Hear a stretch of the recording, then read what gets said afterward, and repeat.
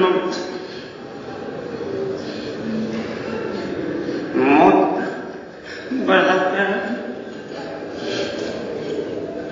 ہمارے سر سے سایہ پھیرا۔ آج صبح صادق کا طلوع حاجی صاحب کی وفات کے ساتھ ہوا۔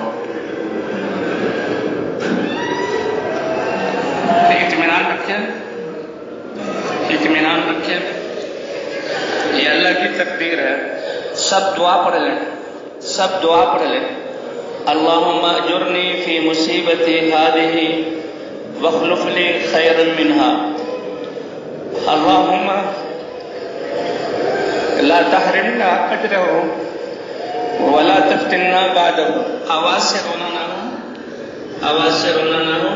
اللہم اجرنی فی مصیبتی ہذہ واخلف لی خیرا منها، اللہم لا تحرمنا اجرہ ولا تفتنا بعدہ۔ اور اس سالنے پر ہم حضرت محمد صلی اللہ علیہ وسلم کے انتقال فرمانے کو سامنے رکھیں تو یہ جو ہے مصیبت ہلکی ہو جائے گی۔ اللہ کی طرف متوجہ رہیں۔ حاجی صاحب نے جو راستہ ہمیں دکھایا، جو محنت دی، اور جس محنت کے لیے حاجی صاحب نے سب کچھ قربان کیا، اللہ ہمیں ان کی اتباع کی توفیق عطا فرمائے، اور اس محنت کے لیے ہمیں سب کچھ لگانے کی توفیق عطا فرمائے۔ مجمع صبر سے کام لیں،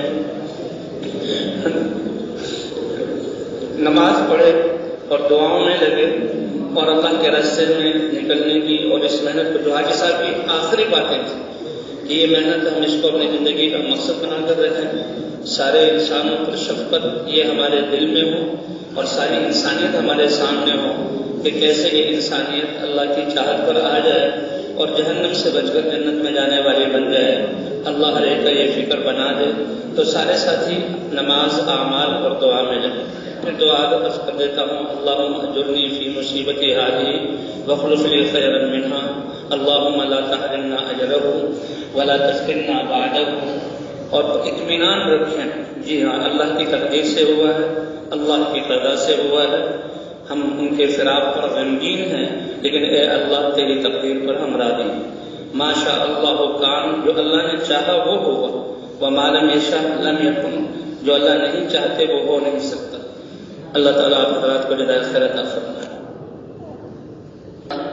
مغرب کی نماز کے بعد ہوگا، نماز جنازہ مغرب کے بعد ہوگی میدان میں، جی ہاں، ظہر کے بعد مجمع وہیں تشریف لے جائیں گے مجمع، اور وہاں صفے وغیرہ اور ذکر اذکار دعاؤں میں، مغرب کے بعد نماز جنازہ میدان میں انشاءاللہ۔